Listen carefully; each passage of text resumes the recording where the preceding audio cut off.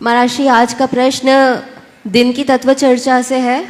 आपने बताया था कर्मों को भोगना नहीं है, कर्मों को जानना है।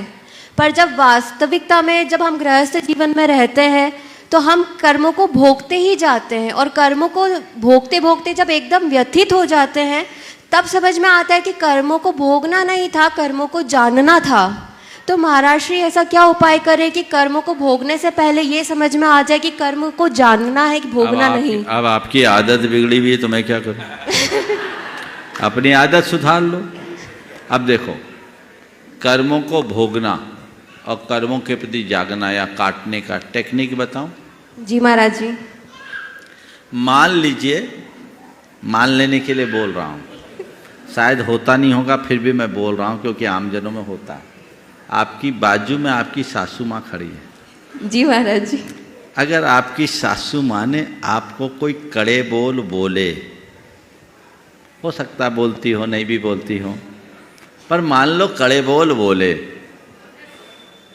और आप उस बोल से प्रभावित हो गई, आपको बुरा लगा, आपने मुंह फुला लिया या एक की जगह चार सुना दिया, तो ये आपने कर्म को भोगा है, और जो कर्म को भोगता है वो कर्म को बांधता है। जी महाराज श्री। ठीक है। और यही आपकी सासू माँ ने बोला और आपने सुन के उसे अनसुना किया।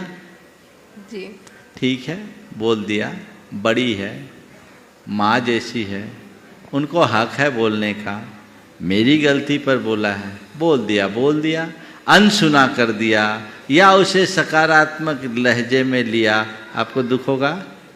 नहीं महाराज जी। क्षोभ होगा? नहीं। मुंह फुलाओगे? नहीं। मुस्कुराओगे? जी महाराज श्री।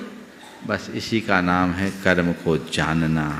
जो कर्म को जानता है वो कर्म को काटता है, और जो कर्म को भोगता है वो कर्म को बांधता है। इतनी इजी टेक्निक है, अपनाते क्यों नहीं? इतना ही तो करना है। चीजों को नजरअंदाज करो और बर्दाश्त करो, इसके अलावा कुछ मत करो। जी। प्रतिकूल बातों को नजरअंदाज करो और प्रतिकूल परिस्थितियों को बर्दाश्त करो। इतने में ही तो जीवन का आनंद है, और कर्म काटने का एकमात्र यही मार्ग है। इसे अपना लो, जीवन धन्य होगा।